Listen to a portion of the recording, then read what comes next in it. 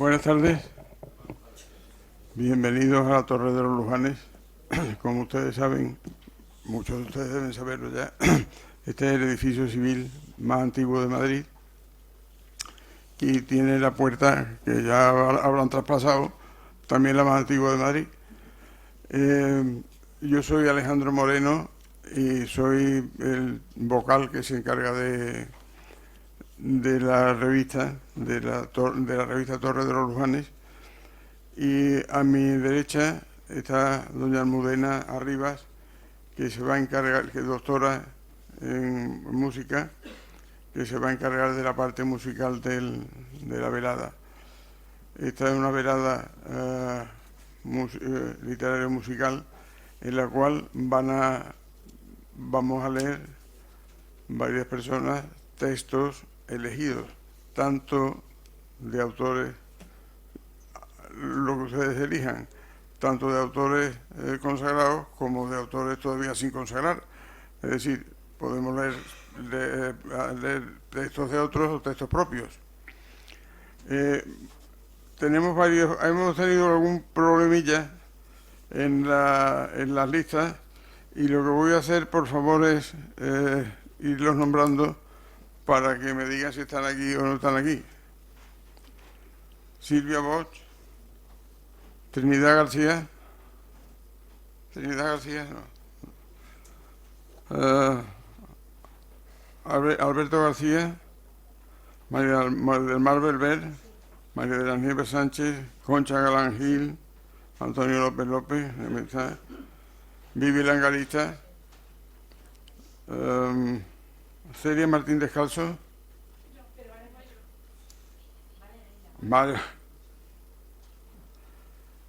Joaquín San Martín, Paloma Castro, María Galvero Payá, Jesús Martín Fernández, Luna María Lanzarote y Matilde González López. Muy bien. Pues cada 5 lectores va a intervenir Almudena y les va a ofrecer lo que les va a decir ahora ella. Hola, buenas tardes a todos. Celebramos dos artes muy similares, muy cercanas, que son la literatura y la música. Yo voy a intervenir con 3 pequeñas piezas. La primera será un La Noción número 3 de Eric Satie. La segunda será La Consolación número 3 de Franz Liszt. Y la tercera, el Vals Opus 69 número 1, que es el Vals de los Adioses de Frédéric Chopin. Que ya con eso terminaremos la velada. Muchas gracias. Cada 5 intervinientes intervendrá Almudena con una de las piezas que ha mencionado. Bien, entonces empezamos por Silvia Bosch.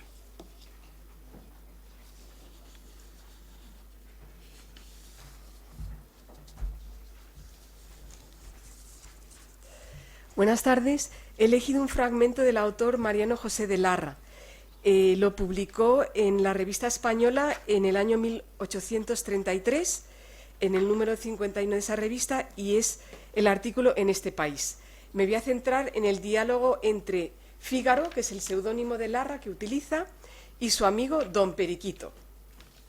Llevóme enseguida a una librería, después de haberme confesado que había publicado un folleto llevado del mal ejemplo.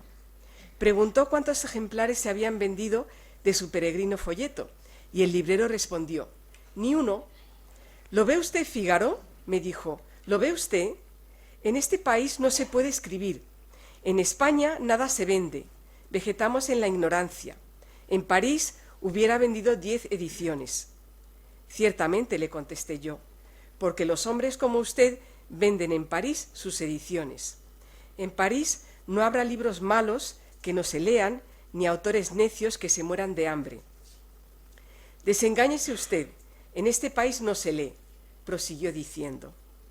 «Y usted, que de eso se queja, señor don Periquito, ¿usted qué lee?», le hubiera podido preguntar. «Todos nos quejamos de que no se lee y ninguno leemos». «¿Lee usted los periódicos?», le pregunté sin embargo. «No, señor, en este país no se sabe escribir periódicos». lea usted ese diario de los debates, ese Times. Es de advertir que don Periquito no sabe francés ni inglés y que en cuanto a periódicos, buenos o malos, en fin, los hay, y muchos años no los ha habido. Pasábamos al lado de una obra de esas que hermosean continuamente este país y clamaba: ¡qué basura! En este país no hay policía. En París las casas que se destruyen y reedifican no producen polvo. Metió el pie torpemente en un charco. No hay limpieza en España, exclamaba. En el extranjero no hay lodo. Se hablaba de un robo. ¡Ah, país de ladrones!, vociferaba indignado. Porque en Londres no se roba. En Londres, donde en la calle acometen los malhechores a los transeúntes en un día de niebla. Nos pedía limosna un pobre. En este país no hay más que miseria, exclamaba horripilado, porque en el extranjero no hay infeliz que no arrastre coche. Íbamos al teatro y, ¡oh, qué horror!, decía mi don Periquito con compasión, sin haberlos visto mejores en su vida. Aquí no hay teatros. Pasábamos por un café. No entremos, que cafés los de este país, gritaba. Larra continúa en este artículo con el diálogo entre Fígaro y don Periquito. Al final del artículo aconseja: hagamos justicia a nuestro país y creámosle capaz de esfuerzos y felicidades, que cada cual contribuya a las mejoras posibles. Gracias.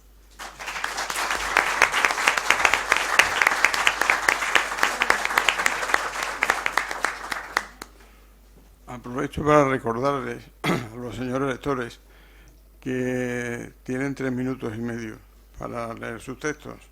Lo digo para que lo vayan controlando.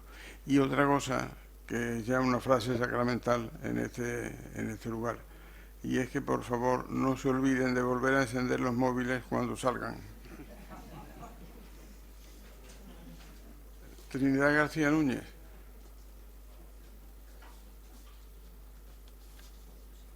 Alberto García.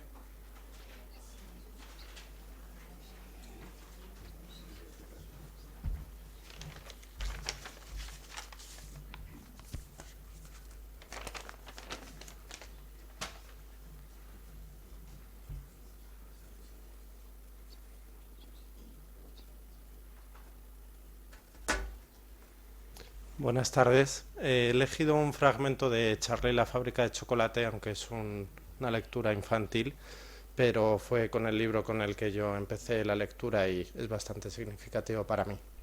El fragmento es justo cuando él encuentra el tan ansiado billete dorado. Os lo leo a continuación. Charlie entró corriendo por la puerta delantera, gritando: «¡Mamá, mamá, mamá!». La señora Bucket estaba en la habitación de los abuelos, sirviéndole la sopa de la cena. «¡Mamá!», gritó Charlie, entrando como una tromba. «Mira, lo tengo. Mira, mamá, mira. El último billete dorado. Es mío. Encontré una moneda en la calle y compré 2 chocolatinas y la segunda tenía el billete dorado. Y había montones de gente a mi alrededor que quería verlo y el tendero me rescató y he venido corriendo a casa y aquí estoy. Es el 5.º billete dorado, mamá, y yo lo he encontrado». La señora Bucket se quedó muda, mirándole, y los 4 abuelos, que estaban sentados en la cama, balanceando sendos cuencos de sopa sobre sus rodillas, dejaron caer de golpe sus cucharas y se quedaron inmóviles contra las almohadas. Durante 10 segundos, aproximadamente, reinó un absoluto silencio en la habitación. Nadie se atrevía a moverse o a hablar. Fue un momento mágico. Entonces, muy suavemente, el abuelo Joe dijo: «Nos estás gastando una broma, Charlie, ¿verdad? Te estás burlando de nosotros». «No», gritó Charlie, corriendo hacia la cama y enseñándole el hermoso billete dorado para que lo viese. El abuelo Joe se inclinó hacia adelante y lo miró atentamente, tocando casi el billete con la nariz. Los otros le miraban, esperando el veredicto. Entonces, muy lentamente, mientras una lenta y maravillosa sonrisa se extendía por su cara, el abuelo Joe levantó la cabeza y miró directamente a Charlie. El color se le había subido a las mejillas y tenía los ojos muy abiertos, brillantes de alegría, y en el centro de cada ojo, en el mismísimo centro, en la negra pupila, danzaba lentamente una pequeña chispa de fogoso entusiasmo. Entonces el anciano tomó aliento y de pronto, sin previo aviso, una explosión pareció tener lugar en su interior. Arrojó sus brazos al aire y gritó «¡Yipi!». Y al mismo tiempo su largo cuerpo huesudo se alzó de la cama y su cuenco de sopa salió volando en dirección a la cara de la abuela Josephine. Y en un fantástico brinco, este anciano señor de 96 años y medio, que no había salido de la cama durante los últimos 20 años, saltó al suelo y empezó a bailar en pijama una danza de victoria. «¡Yipi!», gritó. «¡3 vivas para Charlie! ¡Hurra!». En ese momento la puerta se abrió y el señor Bucket entró en la habitación. Tenía frío y estaba cansado, y se le notaba. Llevaba todo el día limpiando la nieve de las calles. «¡Caramba!», gritó. «¿Qué sucede aquí?». No les llevó mucho tiempo contarle lo que había ocurrido. «No puedo creerlo», dijo el señor Bucket. «No es posible». «Enséñale el billete, Charlie», gritó el abuelo Joe, que aún seguía bailando por la habitación como un derviche con su pijama a rayas. «Enséñale a tu padre el quinto y el último billete dorado del mundo». Voy a cortar aquí porque ya se ha acabado el tiempo.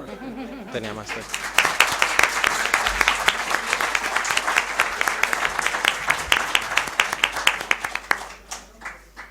María del Mar Martín.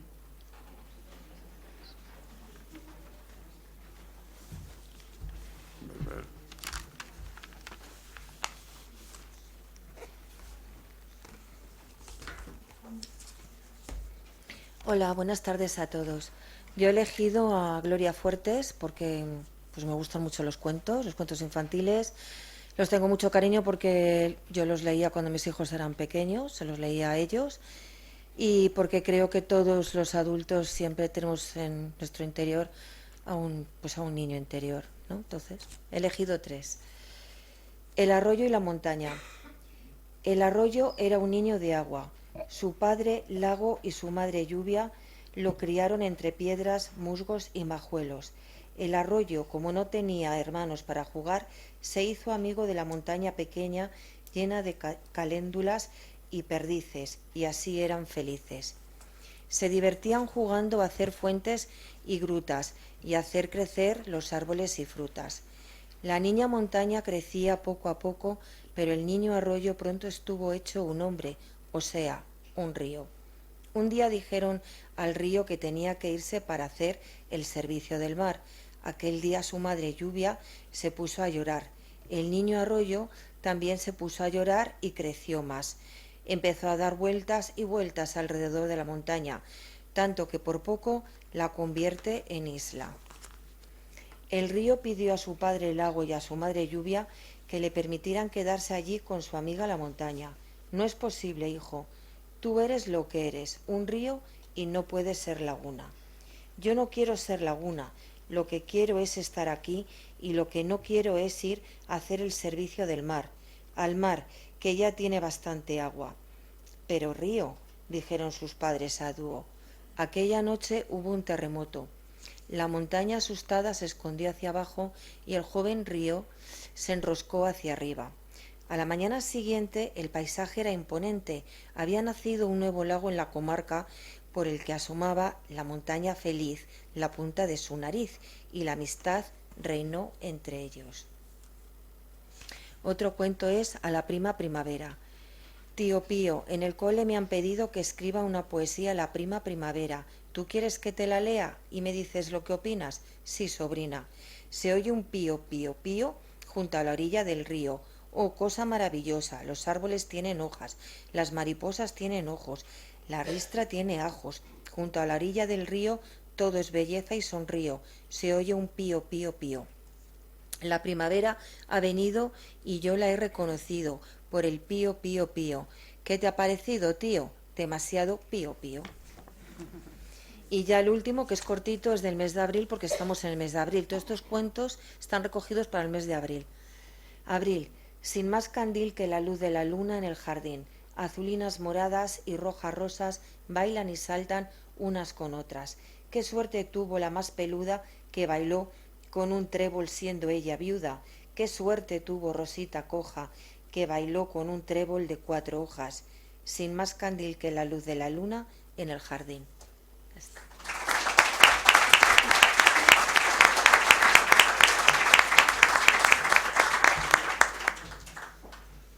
Sánchez de la Torre.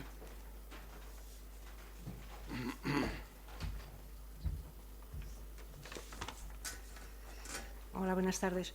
Voy a leer el prólogo del libro de Juan Luis Arzuaga, Al otro lado de la niebla, y se titula Cuando éramos príncipes. Es el texto suyo con algunas pinceladas mías, pero el texto es suyo. Cuando éramos príncipes. Este relato es una leyenda, y sin embargo casi todo en él es verdad. Son ciertos los paisajes, los animales y las plantas. Con pocos cambios, ahí siguen para los que quieran ver la peña milana, la piedra señera, la roca y los lobos, los osos, los ciervos, los búhos y las abutardas, que tenemos tan cerca y nos podrían contar muchas cosas que conocieron sus antepasados si quisiéramos escucharlos. Son ciertas, literalmente, muchas de las historias que conocemos, porque han llegado hasta nosotros en los labios de sabios de todas las partes del mundo, incluyendo nuestra propia tierra. Estos hombres y mujeres, verdaderos libros vivientes y mucho más que eso, han conservado como un tesoro, lo único que tenían, las historias que se cuentan a sí mismas desde el alba de los tiempos. No sé si todas las cosas de las que hablo han sido así, pero puede que esto tenga una importancia mejor. No tengo por garantizado que los antiguos hicieran el garum como lo conocemos ahora, que hicieran las pirámides de una forma u otra, o que fermentaran el líquido azucarado de los productos para producir licor. Pero sí he visto que puede uno emborracharse en su propia amargura. Tal vez no hubiera muchos hombres que se ganasen la vida vagando de un lugar a otro, o de una tribu a otra, tatuando o pintando las cuevas. Pero estoy segura que desde la prehistoria ha habido artistas, verdaderos genios en realidad, y que su talento sería muy admirado. En cambio, y porque me lo han contado ancianos que me merecen todo respeto, no hallo razones para dudar de que en un instante de la noche más corta del año florezcan los helechos, aunque digan lo contrario los libros de botánica. Y debe ser verdad que quien se come a sus misteriosas y desconocidas flores se vuelve invisible por un tiempo. No todo el mundo estará de acuerdo, pero yo tengo el convencimiento de que los grandes creadores de la antigüedad son personas radical y notoriamente distintas del común de los mortales, porque ven la vida y el mundo de una forma diferente. Su don, que tiene algo de sobrenatural, está en la cabeza, no en las manos, y creo que eso se puede percibir aún. Los héroes de las leyendas y los mitos tienen un lenguaje variado, matizado y complejo, rico en metáforas, con muchas vueltas y revueltas, idas y venidas, a veces solemne y algo grandilocuente también, pero siempre lleno de intención y conocimiento. Como ejemplo, podemos señalar la Ilíada de Odisea de un tal Homero, que como toda leyenda urbana no sabemos si existió, si era llamado así, incluso si era un hombre o una mujer. No sabemos si existió Adán y Eva, Helena de Troya y París, Rómulo y Remo, Hércules, Argantonio, pero sí sabemos que su vida y sus relatos están y estarán siempre entre nosotros. Lo que he pretendido es asomar a los oyentes a los viejos tiempos, cuando el mundo era joven, y mostrar a nuestros antepasados como de verdad fueron. Orgullosos, pero no altaneros, conocedores de la naturaleza, pero no sus amos, a veces violentos, pero también delicados y tiernos. En ningún caso inferiores a nosotros en sentimientos, talento o grandeza. Esta es, por decirlo de otra manera, una leyenda del tiempo en el que éramos príncipes, los príncipes del bosque y de las estepas, del Mediterráneo y de la magia. Puede que lo que hemos escuchado sea más un relato mítico, de los que os contaban tranquilamente el amor de la hoguera, en la cueva o bajo las estrellas en nuestro Edén perdido. Un cuento para los hombres que fuimos prehistóricos. Estas cosas extraordinarias y maravillosas pueden parecer increíbles a las personas con una mente racional, pero ellas serían perfectamente normales y serias con los adolescentes que se preparaban con ritos mágicos para su iniciación y a sus padres en los albores de la humanidad. Y por descontado, siempre han existido y existirán soñadores. Y lo que ha pasado a la Tierra se ha quedado grabado en ella, por lo que nada se pierde en realidad. Y creemos que por eso mismo algún día vendrá alguien que recuperará nuestra historia. Y que cuando ya no haya renos, ni uros, ni mamús, ni bisontes, ni pirámides, ni ciudades antiguas, ni restos de damas íberas, ni restos de Troya o Tarteso, alguien averiguará que hubo habitantes, que hubo unos animales y que pasaron muchas cosas. Y vendrá alguien que reconocerá en las rocas el correr del antiguo hielo. Y esas personas especiales que existirán dentro de incontables generaciones y que reconocerán nuestra historia en las señales que permanecerán, sin duda serán soñadores como nosotros.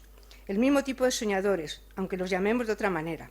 Serán personas diferentes como tú y como yo, que se harán preguntas acerca de lo que no es visible, de lo que está oculto, y descubrirán los secretos del mundo.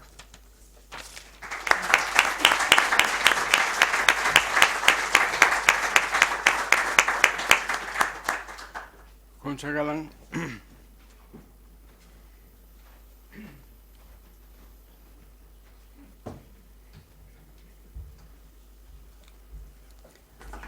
Buenas tardes. Yo he elegido leer del libro de Javier Lostalé la segunda parte de Quien lee vive más, titulado La morada infinita, dos pequeños relatos cortos. Uno de ellos dice así: lectura y poesía. La lectura de un poema es hacer de lo inefable un estado de conciencia en el que nos expliquemos de un modo radical nuestra propia vida, la ya vivida o la que nos queda por vivir. El tiempo se suspende mientras leemos un poema y todo es presente. Por eso sentimos dentro de nosotros una fuerza primigenia que transforma pérdida, dolor, paraíso e infierno personales en una suerte de conocimiento emocional que nos impulsa a un renacer con la intensidad y brevedad del relámpago. Relampagueante es siempre la lectura de un poema. Su quemadura o ceguera de luz es instantánea, pero se repite y de modo diferente en cada nueva lectura. Por eso, la escritura poética se relaciona con el infinito y no descansa nunca en la generación de significados. Quien lee un poema escribe en el aire, como dice Francisco Brines, su propio poema, el de su vida en los versos que va leyendo. Alta tensión adquiere la lectura cuando de un poema se trata. La suma atención y el silencio la acompañan, y pensamiento y sentimiento se anudan en un mismo temblor. Quien lee poesía se escucha a sí mismo hasta un saber último que no acierta a nombrar. Y ahora este otro, conmoción. Con la emoción de abrir un libro sellado por la eternidad, como es la Divina Comedia, leemos unos versos pertenecientes al peregrinaje de Dante por el infierno, guiado por Virgilio. Dicen así: de la tierra llorosa sopló un viento que produjo un relámpago granate, que me privó de todo sentimiento y caí como aquel que el sueño abate. Su lectura nos deja suspensos, como si hubiésemos sufrido una íntima perturbación sísmica. Sin salir de estos versos, miramos a nuestro alrededor y comprobamos cómo la mesa, las fotografías, los cuadros, el equipo de música, la televisión, son señales cotidianas de nuestra existencia que, un momento, se nublan, casi desaparecen, al estar nuestros ojos prendidos de unas imágenes que a una dimensión superior nos transportan. Nublamiento de la realidad que pronto recobrará sus señas de identidad, trascendidas ahora por las huellas que nos dejó la lectura. Y es que Dante ha fertilizado cada uno de los objetos que forman parte de nuestro hábitat, dotándolos de una plenitud y una dignidad hasta entonces no percibidas. Dante ha abierto una vía infinita a todos nuestros sentidos. Nos ha producido tal conmoción que se queda corto nuestro lema tan repetido: quien lee vive más. Muchas gracias.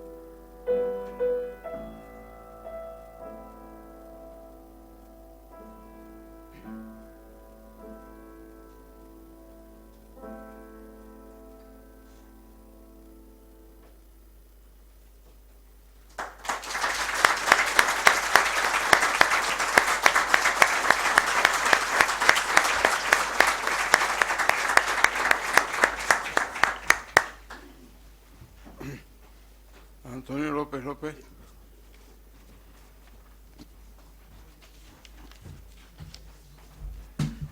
Buenas tardes. La brevedad de la presentación obligada por el tiempo me impide ser un poco extensivo en justificar por qué elijo este tema. De todas maneras, quienes vivimos en la permanente duda, es lógico que sintamos gran simpatía por aquel pobre Segismundo, que tanto se sorprendía de ver cómo se encontraba. Entonces, solidarizándome con él, yo me atrevo a recordar cuando decía: «¡Ay, mísero de mí! ¡Ay, infelice! Apurar cielos pretendo, pues me tratáis así. ¿Qué delito cometí contra vosotros naciendo? Aunque si nací, ya entiendo qué delito he cometido. Bastante causa ha tenido vuestra justicia y rigor para castigarme así, pues del hombre el delito mayor es el haber nacido. Solo quisiera saber, para apurar mis desvelos, dejando aparte el delito de nacer, cielos, ¿en qué más os pude ofender para castigarme más? ¿No nacieron los demás? Pues si los demás nacieron, ¿qué privilegios tuvieron que yo no gocé jamás? Nace el ave, y con sus galas, que le dan elegancia suma, apenas flor de pluma, las serias alas corta con velocidad, negándose a la piedad del nido que deja en calma. Y teniendo yo más alma, ¿tengo menos libertad? Nace el bruto, y en su piel, en que dibujan manchas bellas, apenas signo de estrellas, gracias al docto pincel, atrevido y cruel, la humana necesidad le enseña a tener crueldad, monstruo en su laberinto. Y teniendo yo mejor instinto, ¿tengo menos libertad? Nace el pez que no respira, aborto de ovas y lamas, y apenas bajel de escamas, entre las ondas se gira, mientras a todas partes mira, midiendo la inmensidad de tanta capacidad como le da su centro frío. Y teniendo yo más albedrío, ¿tengo menos libertad? Nace el arroyo, culebra que entre flores se desata, y apenas sierpe de plata entre las flores se quiebra, mientras músico celebra de las flores su piedad, que le dan majestad en el campo a su vida. Y teniendo yo más vida, ¿tengo menos libertad? En llegando a esta razón, un volcán, un Etna hecho, quisiera arrancar del pecho pedazos de corazón. ¿Qué ley, justicia o razón negar a los hombres sabe privilegio tan suave, excepción tan principal, que Dios concede a un cristal, al pez, al bruto o al ave? Espero que Calderón y ustedes me sepan disculpar. Muchas gracias.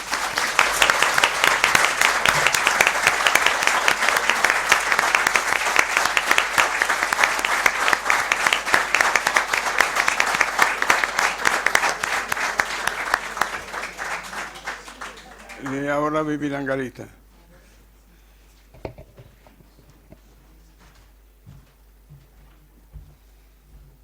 Hola, buenas tardes. Mi padre, que era un empedernido lector, hoy hubiera hecho 117 años. Y entonces yo quiero recordarle con una de sus lecturas preferidas, que además muchas veces me la leía a mí por la noche. Es Platero y yo. Paisaje grana. A ver, ¿dónde está? Aquí. Platero. Platero es pequeño, peludo, suave, tan blando por fuera que se diría todo de algodón, que no lleva huesos. Solo los espejos de azabache de sus ojos son duros cual dos escarabajos de cristal negro. Lo dejo suelto y se va al prado, y acaricia tibiamente con su hocico, rozando a las apenas las florecillas rosas, celestes y gualdas. Lo llamo dulcemente, Platero, y viene a mí con un trotecillo alegre que carece que se ríe, en no sé qué cascabeleo ideal. Come cuanto le doy.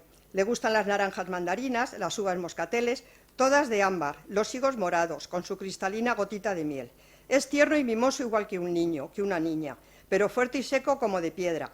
Cuando paso con él los domingos por las últimas calles del pueblo, los hombres del campo, vestidos de limpio y despaciosos, se quedan mirándolo. Tiene acero y plata de luna al mismo tiempo.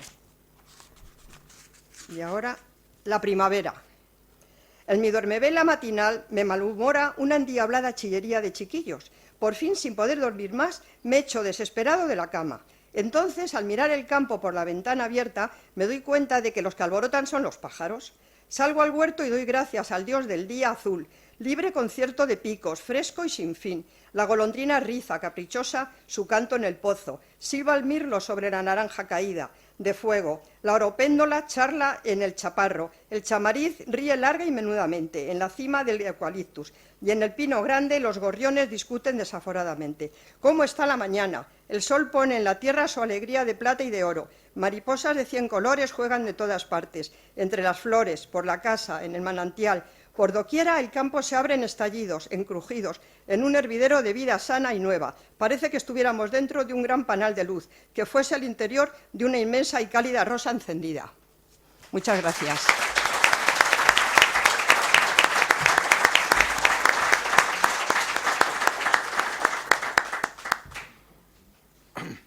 Ahora tengo aquí a Celia María Martín Descalzo y entre paréntesis dice hija Carmen.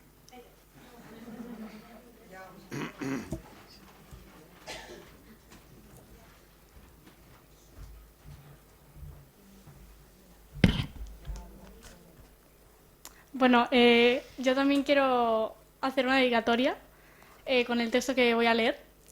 Se lo voy a dedicar a mi mejor amiga, que me estará viendo desde YouTube, porque es la que me descubrió este poema, que me parece maravilloso, que es de Antonio Machado. El crimen fue en Granada, que se lo dedicó a Federico García Lorca. El crimen.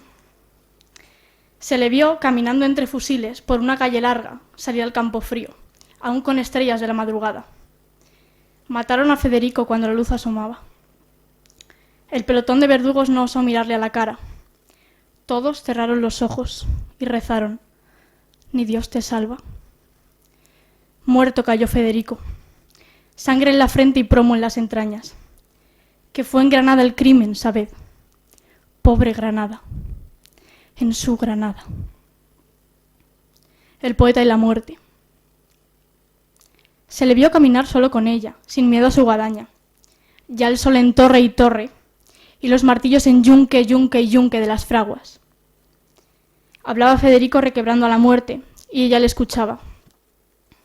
Porque ayer, en mi verso, compañera, sonaba el golpe de tus secas palmas. Y diste hielo a mi cantar, y filo a mi tragedia de tu hoz de plata.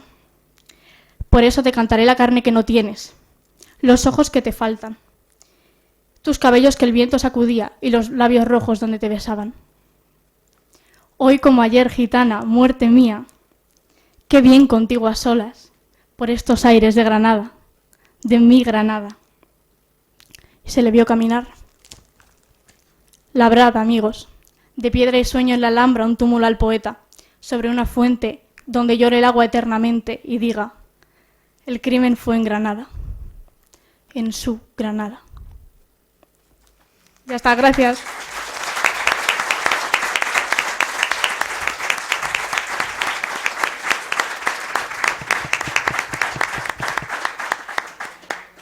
Joaquín San Martín.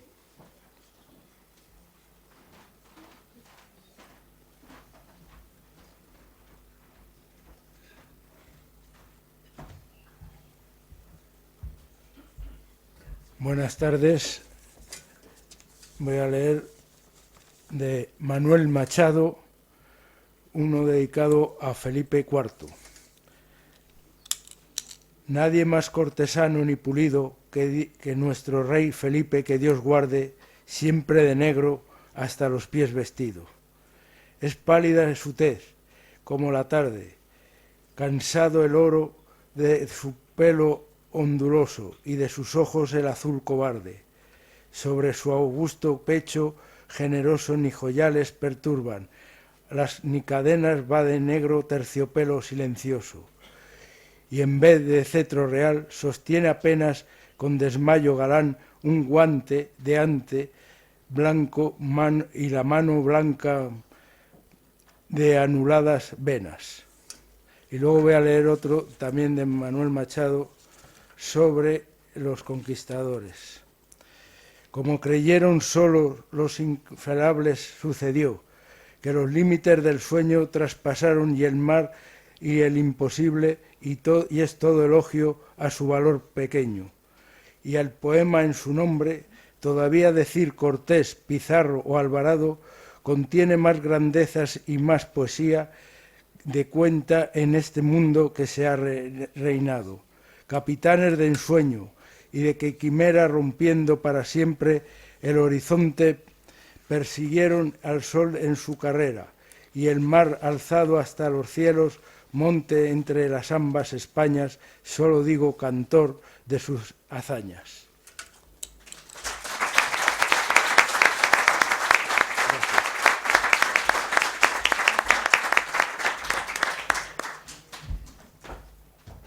Paloma Castro Martínez.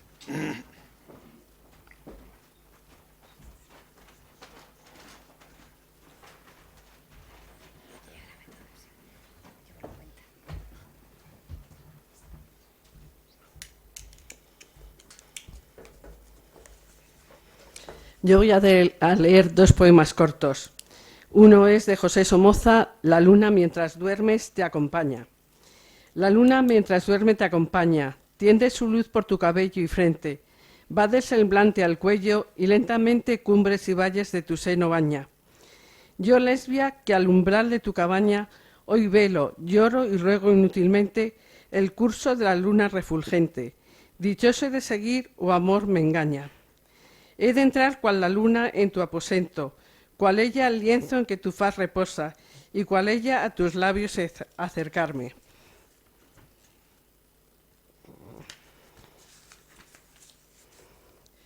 Cual ella respirar tu dulce aliento, y cual el disco de la casta diosa, puro, trémulo, mudo, retirarme. Y el siguiente es de Pedro Calderón de la Barca, que se llama A las flores. Estas que fueron pompo y alegría, despertando al albor de la mañana, a la tarde serán lástima vana, durmiendo en brazos de la noche fría. Este matiz que al cielo desafía, iris listado de oro, nieve y grana, será escarmiento de la vida humana. Tanto se emprende en términos de un día. Al florecer las rosas madrugaron, y para envejecerse florecieron. Cuna y sepulcro en un botón hallaron. Tales los hombres sus fortunas vieron, en un día nacieron y expiraron, que pasados los siglos horas fueron.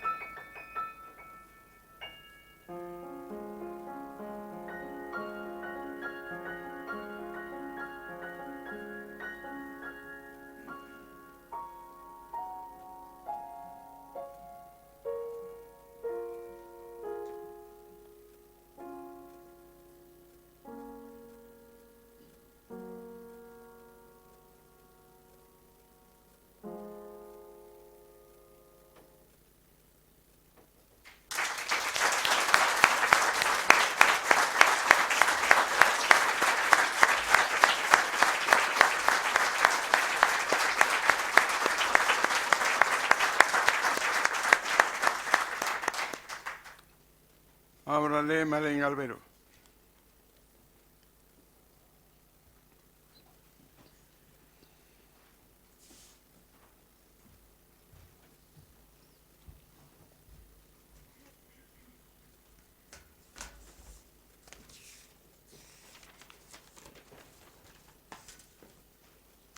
Buenas tardes a todos. Yo quisiera leerles unas breves líneas de uno de los libros de la autora surcoreana Han Kang, que fue ganadora del Premio Nobel de Literatura en el año 2024. El titulado La vegetariana. Este libro fue escrito en 2006 y obtuvo el Premio Man Booker en 2016 y ha sido traducido a varios idiomas. Man Han, que es una novelista, escritora de cuentos y poeta, y ha sido la primera y la única mujer asiática y surcoreana en obtener el Premio Nobel. La vegetariana es una novela que trata sobre la decisión de una mujer que deja de comer carne y sus devastadoras consecuencias. La obra es la suma de 3 cuentos: La vegetariana, La mancha mongólica y Los árboles en llamas. Voy a leer las primeras líneas del inicio de la novela. Antes de que mi mujer se hiciera vegetariana, nunca pensé que fuera una persona especial. Para ser franco, ni siquiera me atrajo cuando la vi por primera vez. No era ni muy alta ni muy baja. Llevaba una melena ni larga ni corta. Tenía la piel seca y amarillenta. Sus ojos eran pequeños, los pómulos algo prominentes y vestía ropa sin color, como si tuviera miedo de verse demasiado personal. Calzada con unos zapatos negros muy sencillos, se acercó a la mesa en la que yo estaba sentado con pasos que no eran ni rápidos ni lentos, ni enérgicos ni débiles. Si me casé con ella fue porque, así como no parecía tener ningún atractivo especial, tampoco parecía tener ningún defecto en particular.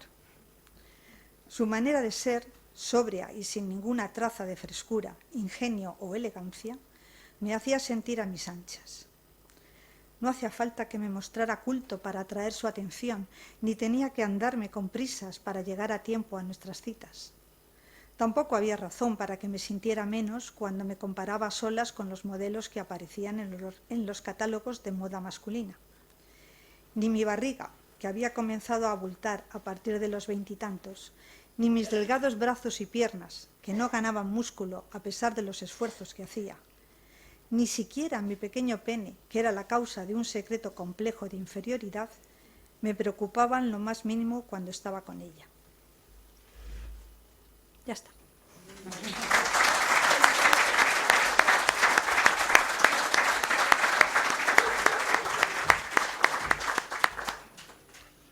Jesús Martín Fernández.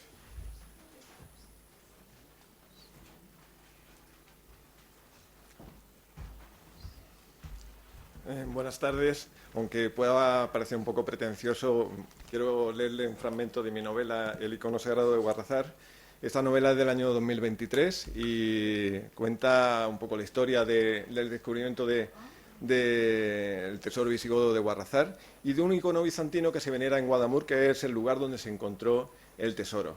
La novela mezcla la época actual con la época del 19 cuando se encontró. Y el fragmento que me gustaría leerles se produce en una fiesta que organiza el alcalde del pueblo de Guadamur en honor de los académicos que estaban realizando las excavaciones, sobre todo José Amador de los Ríos, y es la conversación entre Clara, una aristócrata que fue invitada a la fiesta, y Alejandro, que es un hijo de unos labradores de allí del pueblo, que gracias al sacristán del pueblo consiguió estudiar en la Universidad de Madrid y trabajaba en la Biblioteca Arzobispal de Toledo.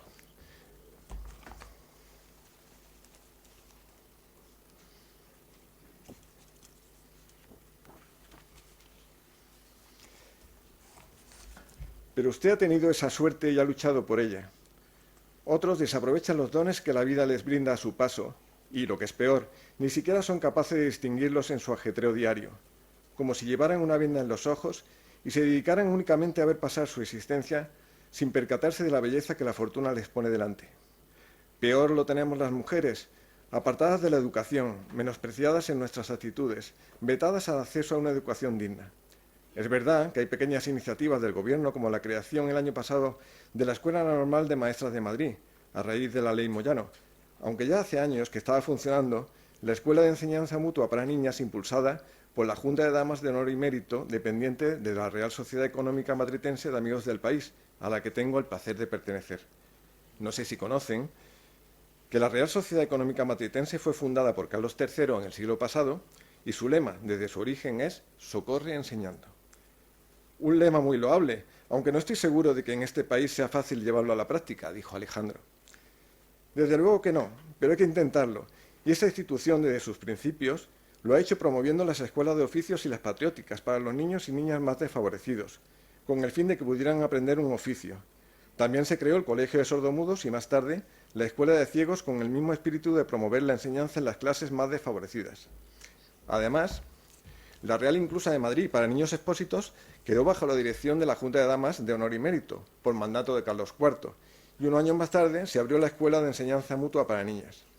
Y la Junta de Damas, desde su fundación, ha luchado para ser la voz de la mujer en nuestra sociedad, para proteger a las mujeres más desfavorecidas, apoyando a las niñas desvalidas, educando a las jóvenes, dando apoyo a las embarazadas en los momentos difíciles del parto y el cuidado de los niños, sin olvidarnos de las ancianas, enfermas y pobres, y otros colectivos marginados como las reclusas, dando oportunidades para intentar sacarlas de la pobreza y la delincuencia. Hizo un inciso, cambiando levemente el semblante. Pero las trabas con las que nos encontramos son tremendas y nuestro desempeño muchas veces se ve como un trabajo secundario, sin darse cuenta del papel que la mujer tiene en la sociedad. Confío en que este mundo tan anticuado poco a poco vaya cambiando.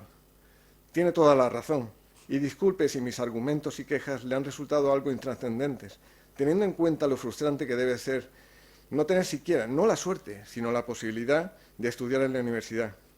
Desde luego no es fácil intentar luchar en un mundo de hombres y soportar el desprecio de una sociedad que nos minusvalora y no es capaz de apreciar lo que podemos aportar. O tal vez, y aquí Clara sonrió de forma apesadumbrada, es el miedo a que la mujer pueda acceder a unos conocimientos superiores, tengamos ideas propias o expresemos en alto nuestras opiniones. Ahora es a usted a la que pueden tachar de revolucionaria. Le puedo asegurar que esas palabras no están hechas para el oído de muchos hombres. Espero que sus oídos no sean tan sensibles. No se preocupe, la vida me ha demostrado que el conocimiento engrandece el alma, y el alma no diferencia entre hombres y mujeres. Es eterna como el afán por el saber, siempre buscando su esencia en la verdad, que es única y no conoce de género. Dios, en su inmensa sabiduría, no iba a caer en el error, cuestión contraria a su propia esencia, de hacer distinciones de género en el alma humana.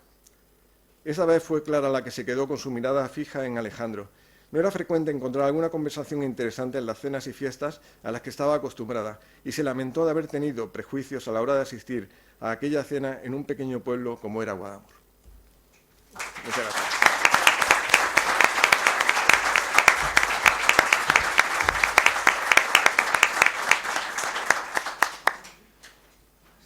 Luna María.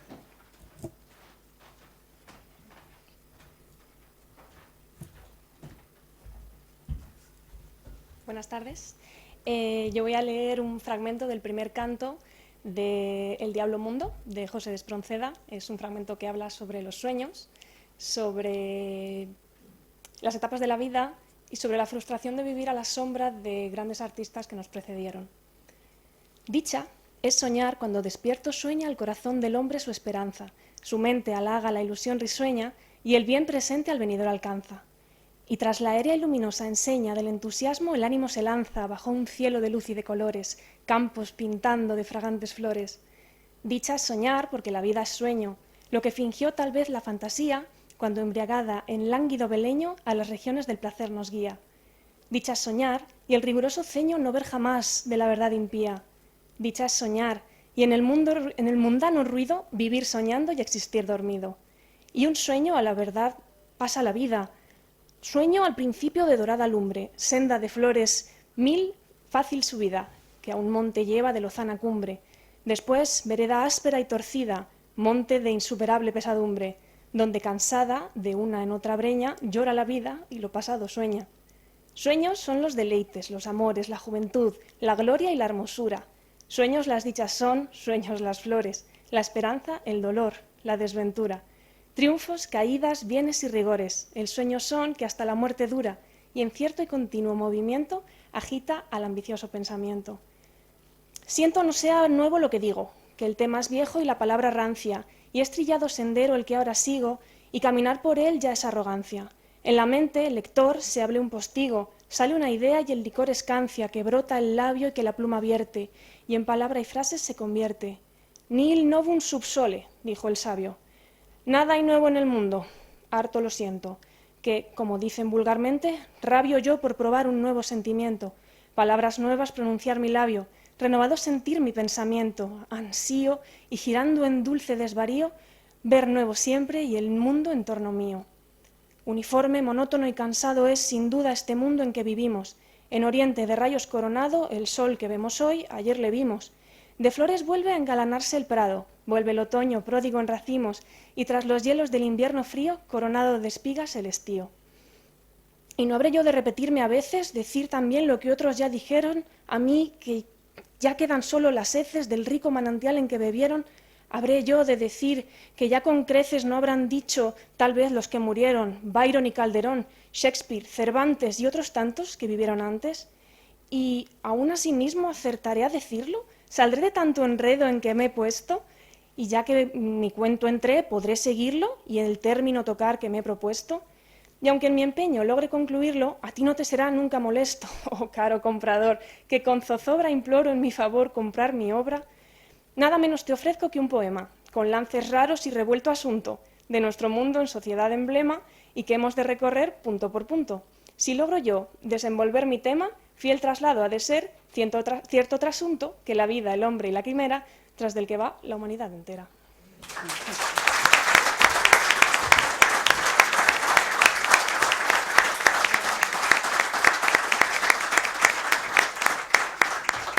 Matilde González López.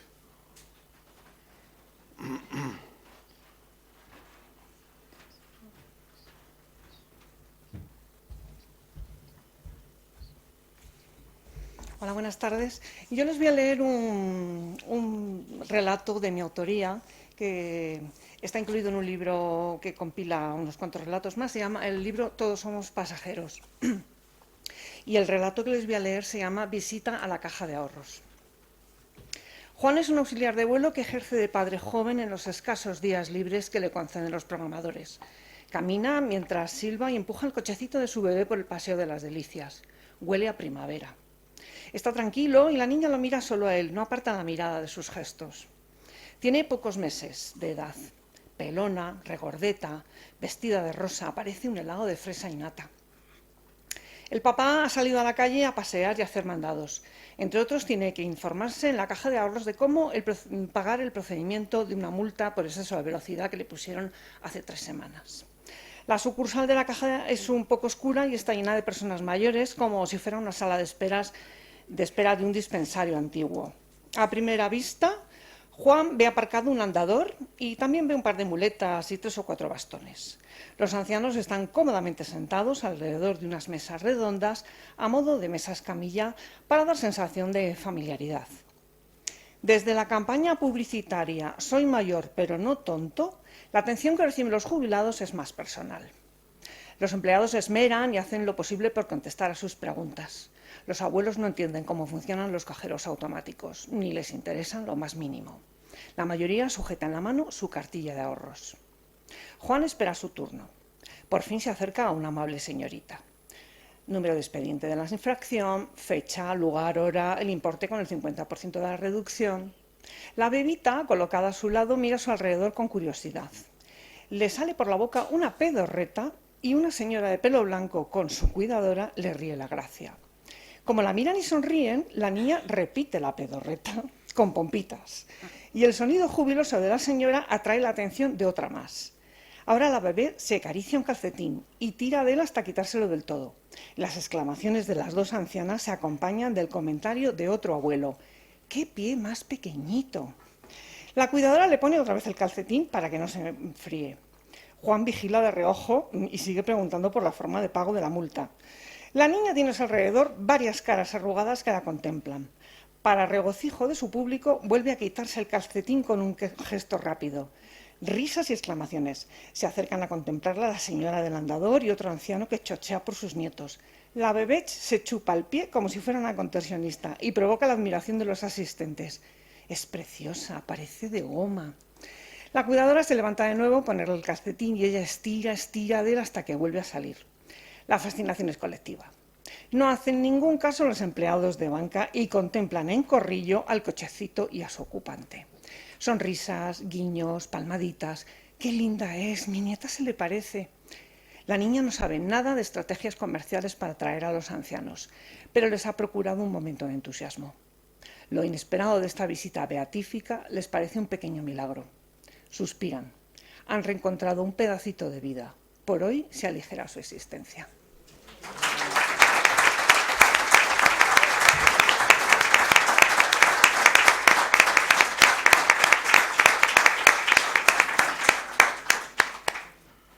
Bueno, pues ahora tenemos un espontáneo que ha aparecido a última hora y nos va a leer un... ¿De acuerdo? Sí, de acuerdo. No, yo creí que habías traído algo. Entonces, nada. Bueno, entonces me toca leer a mí.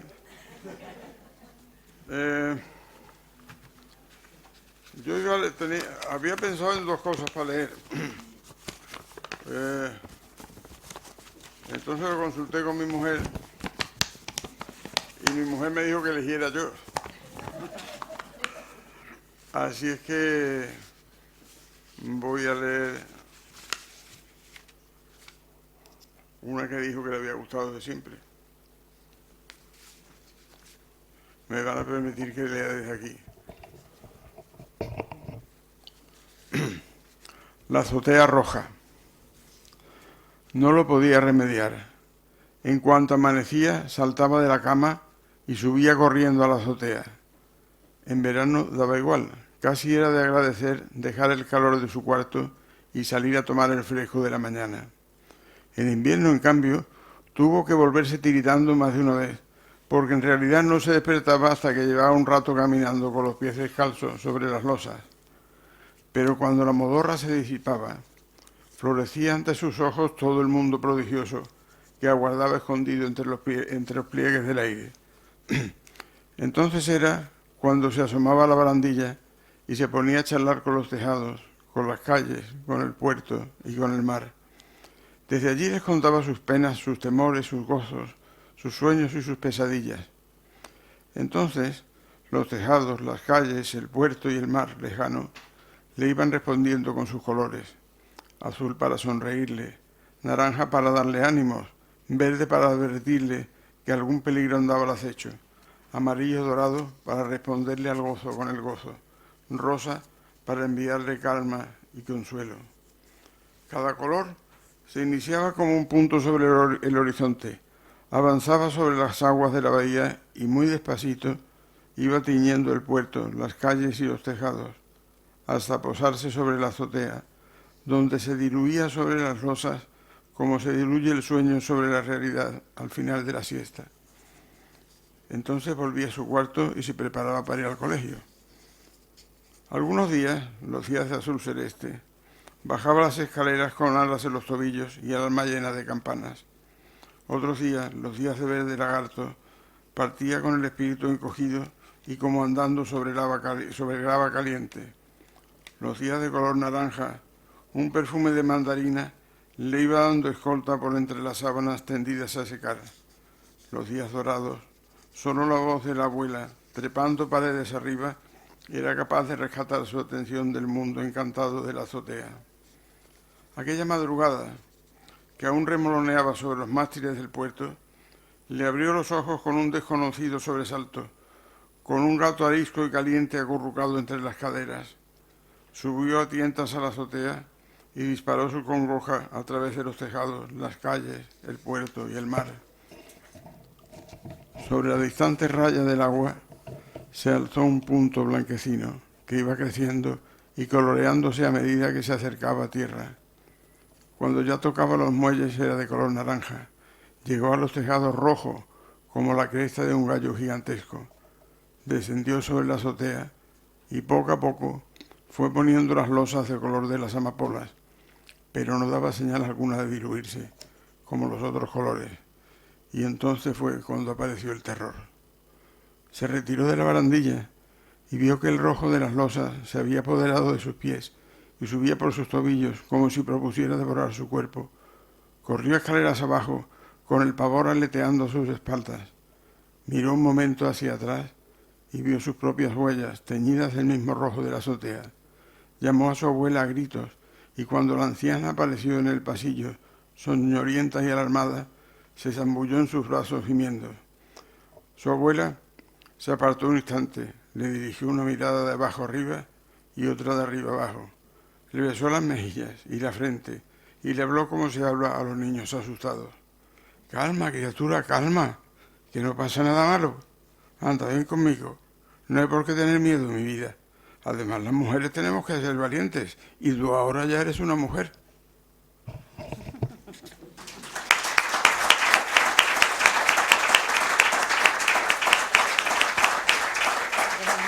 Gracias.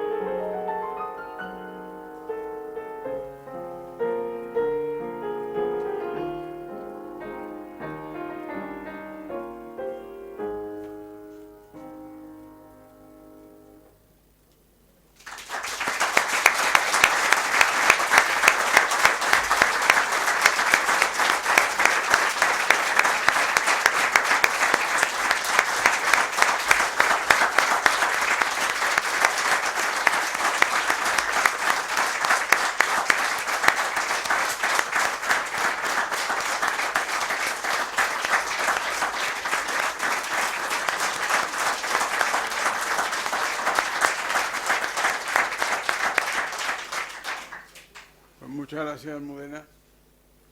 Es una maravilla contar con una persona como Almudena y con sus manos y su forma de alegrarnos la vida. Y muchas gracias a ustedes por haber venido. Ahora sí. Pues lo que decía, muchas gracias, Almudena, y muchas gracias a ustedes por haber venido. Esperemos que hayan pasado una tarde agradable y que vuelvan el año que viene. Así es que hasta entonces, muchas gracias.